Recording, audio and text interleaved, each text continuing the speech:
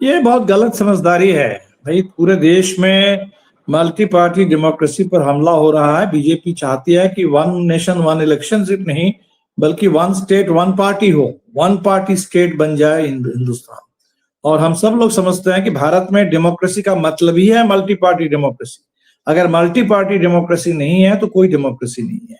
तो regional parties अपने समाज के, देश की वास्तव जो परिस्थिति है उसके आधार पर बनी है। हर रीजनल पार्टी हमेशा चलती भी नहीं है। पार्टियां बनती है और तब तक चलती है जब तक उन पार्टियों का कहीं कोई औचित्य है, कोई राजनीतिक सामाजिक ऐसी कोई उनकी भूमिका है जो कहीं ना कहीं किसी इलाके के लिए, कुछ लोगों के लिए जिसकी जरूरत है। तो हमें लगता है कि जो पिछले 2024 के चुनाव में इंडिया गठबंधन का जो प्रदर्शन था, कांग्रेस को 100 सीटें मिली और कुल मिलाकर के 200 शायद 34 सीटें इंडिया गठबंधन को मिली थी। इसमें आप अलग अलग नहीं कर सकते। उस समय रीजनल पार्टीज काफी मजबूत थी। टीएमसी बंगाल में मजबूत थी, आपके डीएमके तमिलनाडु में काफी मजबूत थी। उस समय तक भी शिवसेना और एनसीपी की काफी मजबूत स्थिति थी। महाराष्ट्र में सपा मजबूत थी, राजद भी काफी मजबूत थी। ये तमाम जो रीजनल पार्टीज की मजबूत उपस्थिति, इससे इंडिया गठबंधन को और कांग्रेस पार्टी को, मैं तो समझता हूं कि सबसे ज्यादा फायदा अगर किसी पार्टी को मिला है रीजनल पार्टी से, वो पार्टी है कांग्रेस। वो पार्टी है कांग्रेस इसमें, इंडिया गठबंधन में। और अगर रीजनल पार्टीज कमजोर होती है तो उससे वो कमजोरी कांग्रेस के ऊपर भी आकर के मार करेगी।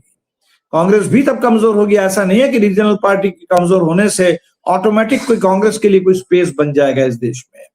तो मुझे तो लगता है कि जो लोग ऐसा सोच रहे हैं कि भाई सभी पार्टी मार्च कर जाए, वो शायद इस पूरे दौर को समझ नहीं पा रहे हैं। ये दौर क्या है और बीजेपी क्या चाहती है।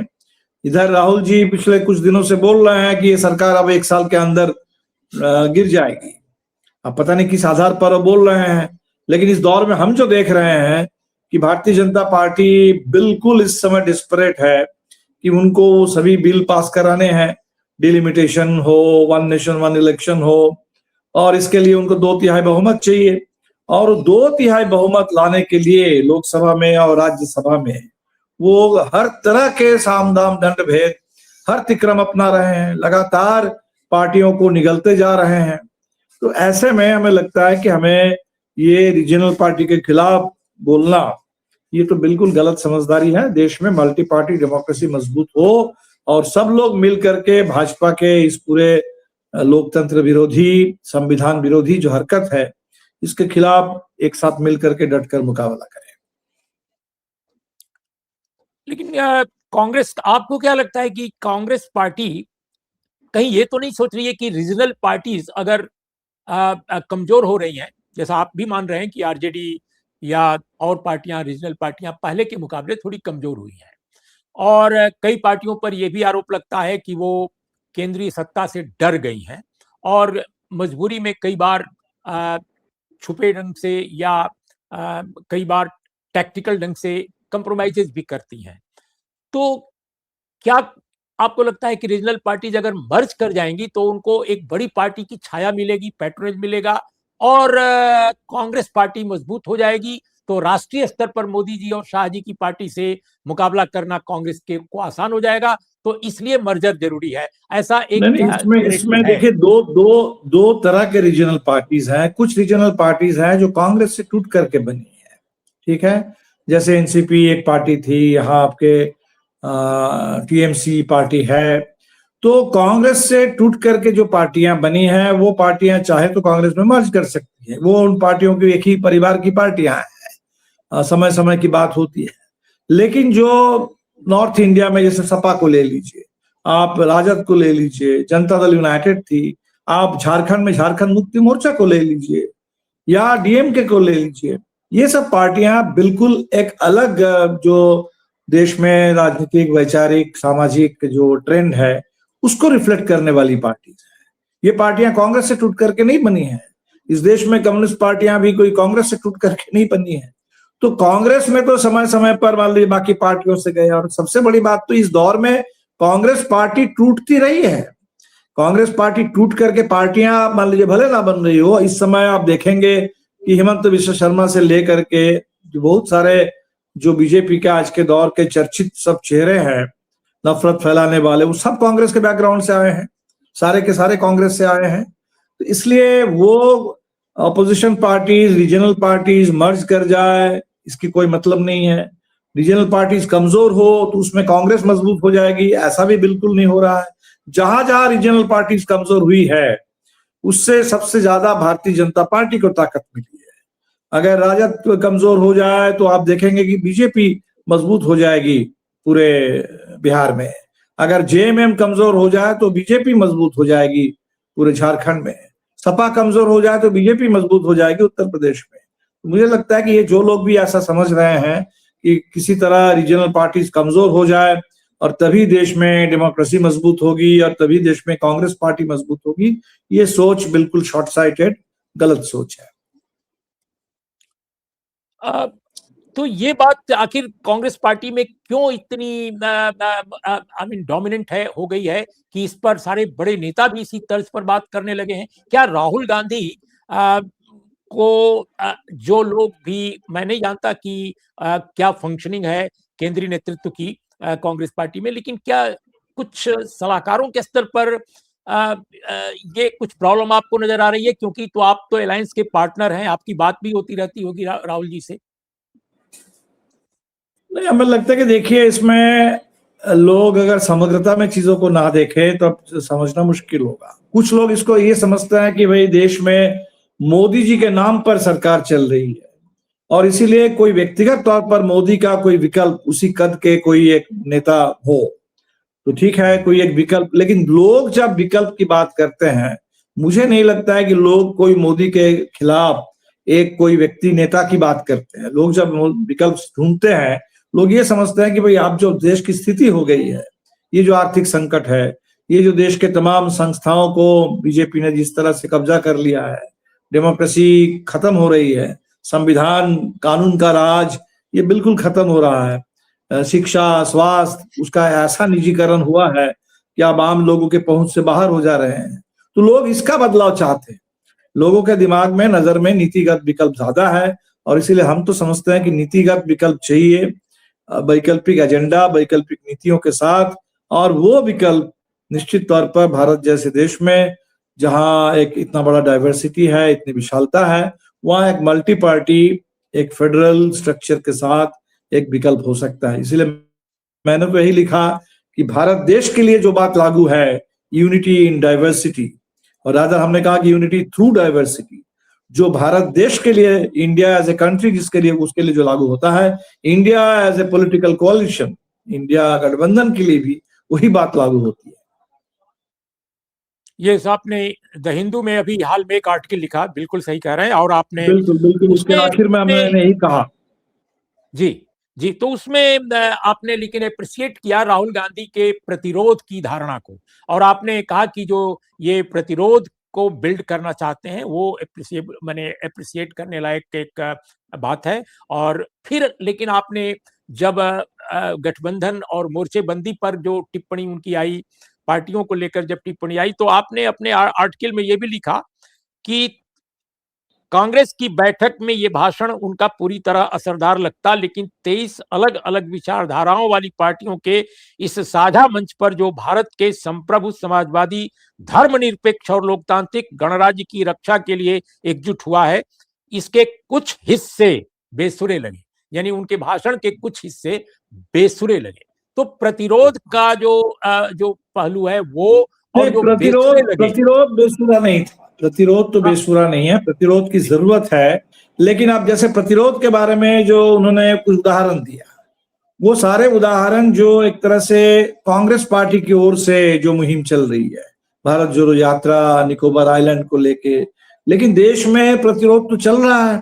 इतना बड़ा किसान आंदोलन, ये नागरिकता कानून के संशोधन के खिलाफ पूरे देश में इतना जबरदस्त शाहीन बाग से उभार, वो रोहित वेमुला की सांस्थानिक हत्या के दौर से छात्रों का लगातार धारावाहिक आंदोलन, इस देश में संविधान को लेके, SC/ST एट्रोसिटीज एक्ट को लेकर के दलितों में जो चिंता है, उनकी बेचैनी है, उनका आंदोलन, आदिवासियों का आंदोलन। तो मेरे ख्याल से प्रतिरोध के प्रति जो नजरिया है वो बड़ा होना चाहिए, व्यापक होना चाहिए।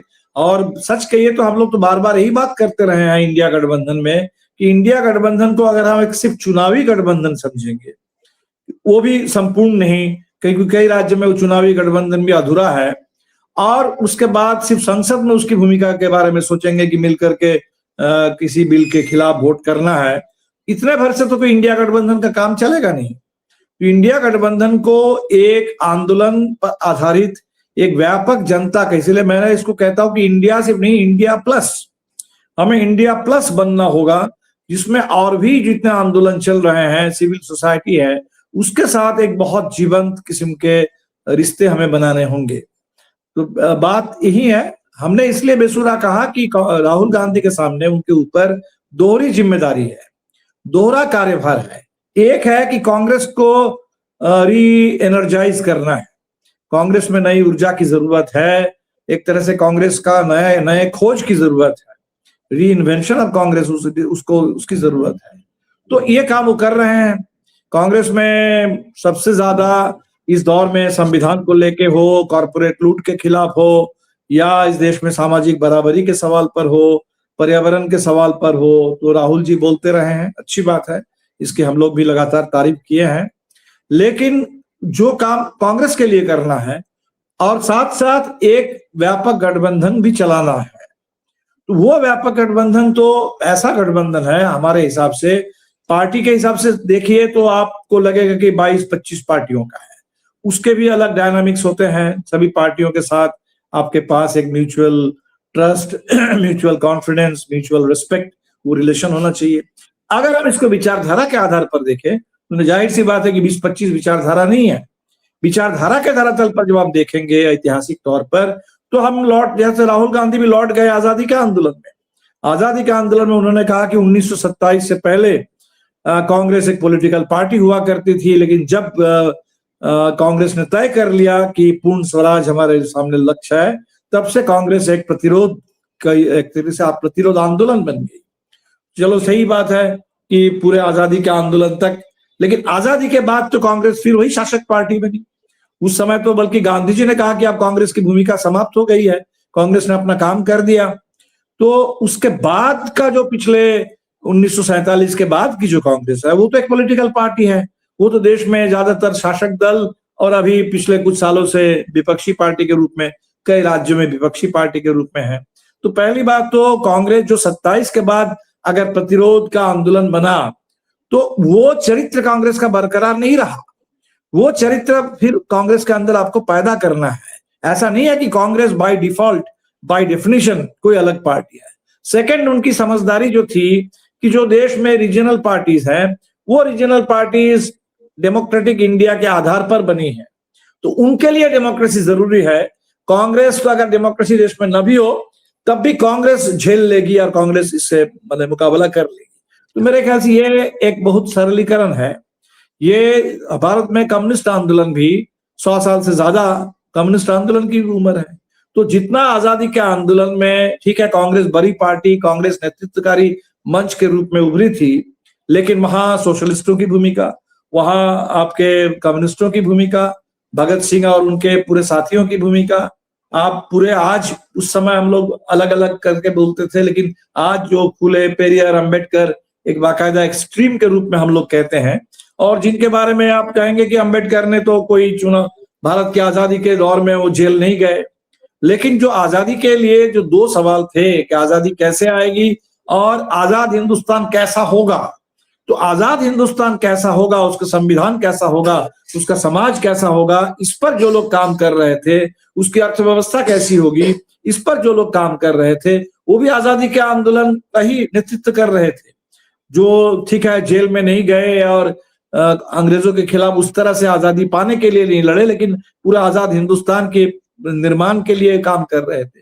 तो उस समय भी 3-4 विचारधाराओं का एक साझा एक तरीके से प्रयास था आजादी के आंदोलन में, कभी कभी एक साथ, कभी अलग अलग, लेकिन कुल मिलाकर के हम सब आइडियोलॉजिकल स्टेक होल्डर्स हैं।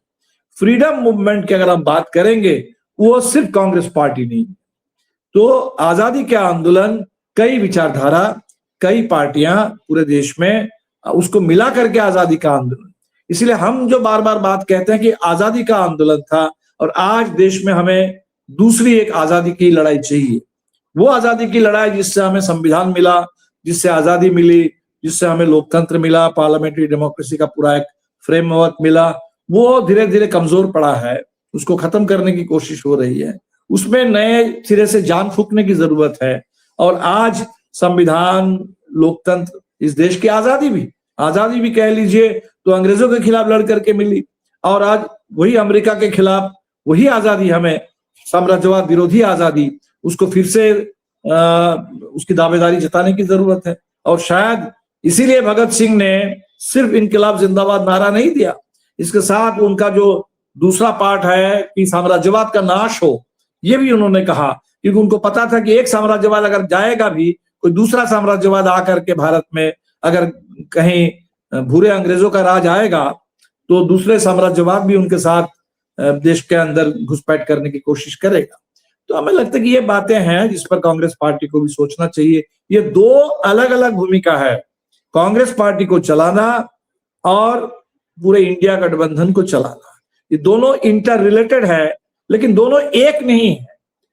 कांग्रेस पार्टी को हम ठीक से चला लेंगे, ऑटोमेटिक उससे इंडिया गठबंधन बन जाएगा, तो नहीं होगा। इंडिया गठबंधन को मजबूत करने के लिए मजबूत कांग्रेस पार्टी भी चाहिए। मैं बिल्कुल मानता हूं कि कांग्रेस की मजबूती के बगैर इंडिया गठबंधन भी मजबूत नहीं बन सकता। लेकिन उसी तरह इस देश में जो अन्य विचारधाराएं हैं, गैर कांग्रेस जो क्षेत्रीय दल है, कम्युनिस्ट पार्टियां हैं, उनकी भी सख्त जरूरत है इंडिया गठबंधन के लिए।